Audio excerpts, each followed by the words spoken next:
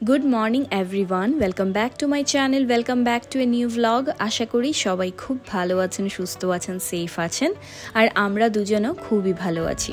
সকাল সকাল ঘুম থেকে উঠে কপিল ঠাকুর দিয়ে অফিস চলে গেছে, আর এবারে এখন আমি ঘুম থেকে উঠে আগে এই রুমটায় চলে এসেছি। আজ আমাদের বাড়িতে কজন আসছেন, কারা আসছেন হয়তো আপনারা থাম্বনেইল দেখেও বুঝতে পেরে গেছেন। তো আজ ওরা আসবে আমাদের বাড়িতে, তাই বলে এখন সকাল থেকে একটু একটু করে প্রস্তুতি শুরু করছি।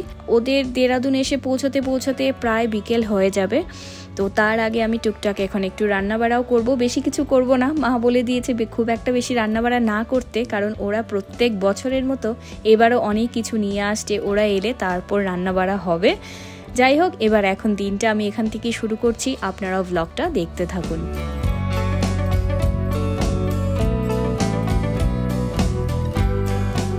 এবার সবচেয়ে প্রথম চলে এলাম এই রুমটাকে একটু সেট করতে। বাকি সব কিছু তো ঠিকঠাক আছে, এই পর্দাও লাগানো আছে, তাছাড়া ব্যাডও চলে এসছে, গদ্দাও চলে এসছে, সব কিছুই রেডি আছে। এবার একটু বালিশ, পাশ বালিশ আর ব্যাড কাভার, বেডশিট সেসবকে একটু ঠিক করে দিয়ে দিচ্ছি। আর বাকি তেমন কোনো কিছু নেই। আর তো ব্যাস, এবারে এখন আগে এই কাজটা সেরে নিই, তারপর যাবো রান্নাঘরে, রান্নাবাড়া করব। আর তাছাড়া আরও যা যা টুকটাক থাকে সেগুলো বাকি আছে, একটু ঘর গোছগাছেরও বাকি আছে, তো সেগুলো পরে করব। কপিলও চলে আসবে লাঞ্চে, তো লাঞ্চে আসার আগে আমাকে সব রান্নাবাড়া শেষ করতে হবে। 12টার মধ্যেই আমাকে সব রান্নাবাড়া শেষ করে দিতে হবে। যাই হোক, এখন এই ঘরটা আমার মোটামুটি সেট হয়ে গেছে, তো এখন আমি চলে যাচ্ছি রান্না করতে।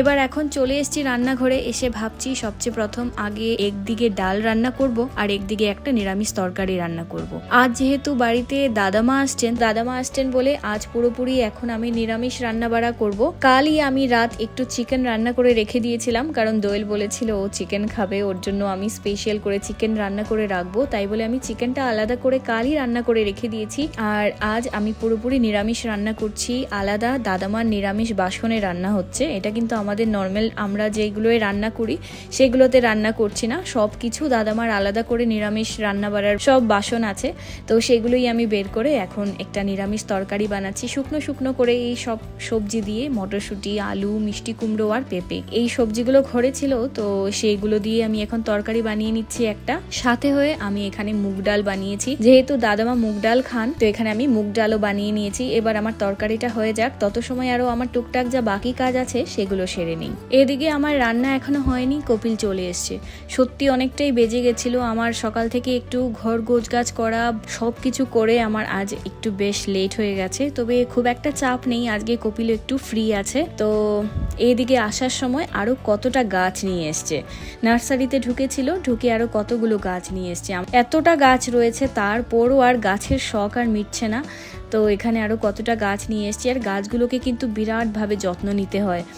একটা একটা করে পাতাগুলোকে পরিষ্কার করা, তাছাড়া ওষুধ দেওয়া টাইমে, এটা ওটা জল দেওয়া, প্রচুর কিছু আছে। এই গাছগুলোকে মেনটেন করতে হলে কিন্তু ধৈর্যও লাগে।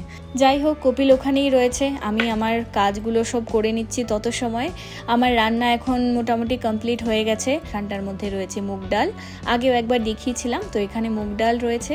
আর এখানে রয়েছে এই নিরামিষ তরকারিটা, একদম শুকনো করে শুধু একটু জিরে গুঁড়ো আর ধনে গুঁড়ো দিয়েই রান্নাটা করেছি। আর এখানটার মধ্যে রয়েছে চিকেন। এখন সব নিরামিষ তরকারিগুলোকে আলাদা করে রেখে দিয়েছি। এবার এখন চিকেনটা আবার এখানে নিয়ে এসেছি। এসে চিকেনটাকে একটু গরম করলাম, কারণ এত গরম পড়েছে, যদি গরম না করি এবারে কাল রাতের রান্না হয়তো খারাপও হয়ে যেতে পারে, সেই বলে একটু গরম করে নিলাম। A few hours later. বাজে এখন 5:45। আমরা লাঞ্চ করে কপিল অফিস চলে গেছে। কপিলের এখন অফিস থেকে আবার রিটার্ন আসার সময় হয়ে গেছে, কিন্তু মা ওরা এখনো আসেনি। ওদের আজকে একটু বেশ লেট হচ্ছে, কারণ রাস্তায় অনেকটা বৃষ্টি হচ্ছে। এখন আমি কিছু সময় ধরে ব্যালকনিতেই খালি দাঁড়িয়ে রয়েছি, একবার ভেতরে যাচ্ছি, একবার বাইরে আসছি। তো ওরা কখন আসবে কি জানি, ওদেরকে দেখতে পাই, ওদের গাড়ি আসে, ব্যাস এগুলো করতে করতে তারপর দেখতে পাচ্ছি বেল পড়েছে, মানে এখন কপিল চলে এসছে। তারপর কিছুক্ষণের মধ্যে মা ওরাও চলে এসছে। আর কপিল ফোন করেছিল দোয়েলকে, তো দোয়েল বলে দিয়েছে যে বাড়ির কাছাকাছি চলে এসছে, সেই বলে কপিল আগের থেকে গিয়ে নিচে দাঁড়িয়ে রয়েছে। আমার থেকেও বেশি কপিল খুব বেশি এক্সাইটেড থাকে যখন বাড়িতে কেউ আসে। তো এবার এখন আমিও নিচে যাচ্ছি, আর কতটা খুশি বলে বোঝানোর মতো না। মা ওরা এসছে, আর এবার তো মা ওরা এই নতুন বাড়িতে প্রথম এলো, আমরাই এলাম যে সে 3-4 মাস হয়েছে, আর এবার এখন ওরা এসছে এই প্রথম এই বাড়িতে। এখন জানি না ওদের এই বাড়িটা কেমন লাগবে কি না, আগের বাড়িটা কিন্তু ওদের খুব পছন্দের ছিল। তো যাই হোক, এবারে এখন আগে সবাইকে নিয়ে ওপরে যাওয়া যাক, তারপর তো আর কি হচ্ছে না হচ্ছে জানতেই পারবেন, দেখতেই পারবেন, ব্লগটা দেখতে থাকুন। আর দোয়েল এতটাই খুশি যে শুধু ও লাফাচ্ছে। আশা হবে কিনা সেই নিয়ে খুব চিন্তিত ছিলাম আমরা সবাই, যে ওরা আসতে পারবে কিনা, এত বাজে ওয়েদার, এগুলো চিন্তা করছিলাম। তো ফাইনালি যখন এখন চলে এসছে, এবার তো মানে আর আনন্দের আর শেষ নেই। আর ও এমনি দেরাদুন আসার নাম শুনলে ওর মানে তখন আরও খুশি ডাবল হয়ে যায়। ও খুব ভালোবাসে দেরাদুন আসতে, আমাদের বাড়িতে আসতে তো খুব মজা। তো এবার এখন আমি, মা আর দাদামা আমরা 3 জন আগে চলে এলাম ওপরে, কারণ আমাদের লিফট প্রায় সময় খারাপ হয়ে যায়। তারপর যদি সব জিনিসপত্র তোলা হয় আর যদি কোনো কারণে আবার আটকে যায় লিফট, সেই বলে আগে দাদামাকে নিয়ে আমরা চলে এসেছি ওপরে, তারপর লাগেজগুলো সব আসবে। তো তারপর এখন আমরা 3 জন উপরে এলাম, আর ওদের ঘরে ঢুকেই মা দাদামা সবার খুব ভালো লেগেছে বাড়িটা। আর মা তো এত বড় একটা মাছের প্যাকেট নিয়ে এসছে, ওরা নয়ডা থেকে আসার সময় মাছের দোকানে গিয়ে মাছ নিয়ে এসছেন। কি কি মাছ এসছে সব আমি পরে দেখাচ্ছি। এখানটার মধ্যে রয়েছে আম। ওরা রাস্তায় সাহারানপুরের আশপাশ ওখানে প্রচুর আম নিয়ে বসে আমের দিনে, তো এখন ওরা আম পেয়েছিল তাই বলে অনেকটা আম নিয়ে এসছে। আমি ঠাকুরের কুরসির সামনে রেখে দিলাম, কাল একটু ঠাকুরকেও দেওয়া যাবে, তারপর আমরা বাকিরা খাবো। তারপর ওদেরকে সব রুমগুলো ঘুরে ঘুরে দেখাচ্ছিলাম।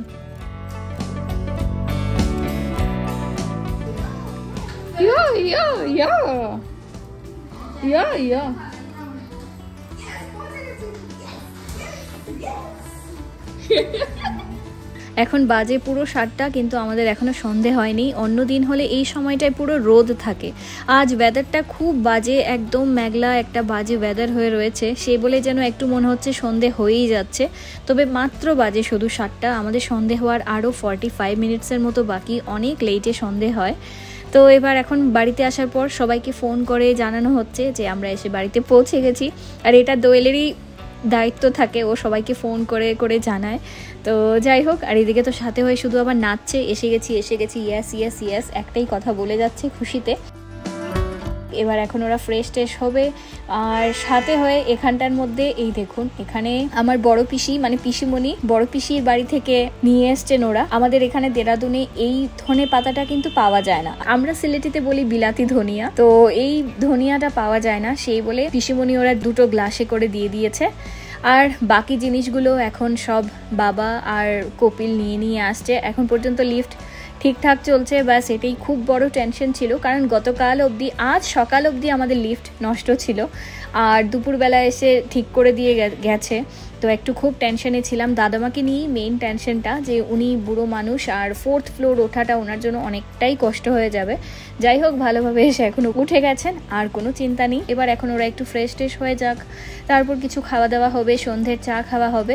তো ফ্রেশ হওয়ার আগে দোয়েল তো দেখতে পাচ্ছি আগে এখন পেছনে চলে গেছে, যে পেছনের ভিউটা দেখতে। সবসময় ফটোয় দেখে বা ভিডিও কল করলে ওদেরকে দেখাতাম এটা ওটা দেখ, তো এখন চলে এসছি এখানে।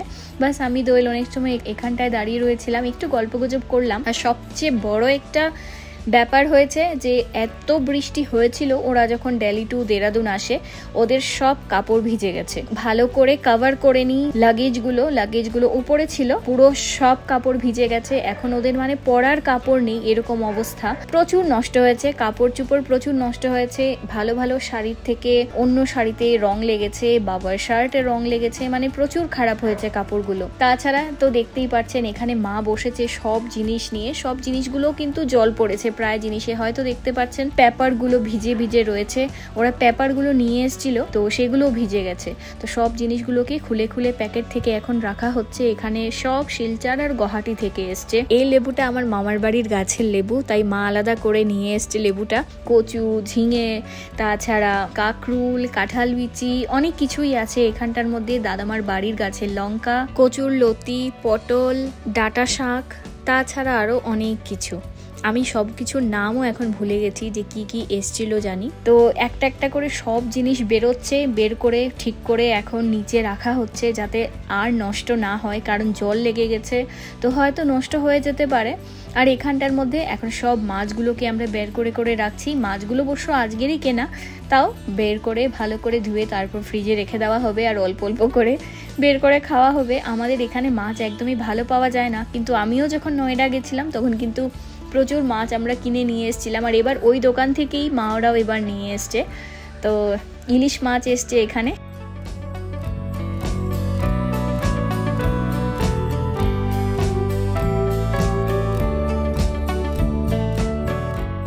সুন্দর করে কিন্তু প্যাকিং করে ওরা দোকান থেকেই দিয়েছিল, এইভাবে বক্সটা করেই দেখছি ওরা প্যাকিং করে দিয়েছে। তাছাড়া এখানে মোরলা মাছ রয়েছে, তাছাড়া রয়েছে ট্যাংরা মাছ, তারপরে চিংড়ি মাছ রয়েছে, প্রচুর কিছু। এখন আমি সব মাছগুলোকে বের করে নিলাম, বের করে এখানে একটা বাটিতে রেখে দিয়েছি ইলিশ মাছ, এখানে রয়েছে মোরলা মাছ, এখানে রয়েছে চিংড়ি মাছ, এখানটার মধ্যে রয়েছে ট্যাংরা মাছ। ট্যাংরা মাছ কিন্তু কিছুটা বড় আর কিছুটা ছোট, আর এখানে রয়েছে একটা কাতলা মাছ। অনেক রকমের মাছ এসছে, এবার অনেক দিন মিলে আমরা আরামসে খেতে পারবো। মা ভালো ভালো রান্না করবে, আর এখন তো আমার খুব মজা। মা এসছে মানে আর কি বলবো, আসার সাথে সাথে মা শুরু করে দিয়েছে রান্না বাড়া। মা কিন্তু বাড়ি থেকে এই পালুই শাকটাও নিয়ে এসেছিল, বাড়ি থেকে বলতে শিলচার থেকে ওরা পালুই শাক নিয়ে এসেছিল। তো আগে সবচেয়ে প্রথম এটাই রান্না হচ্ছে, না হলে এটা কিন্তু একদম খারাপ হয়ে যাবে, সেই বলে এখন ওটা রান্না চলছে।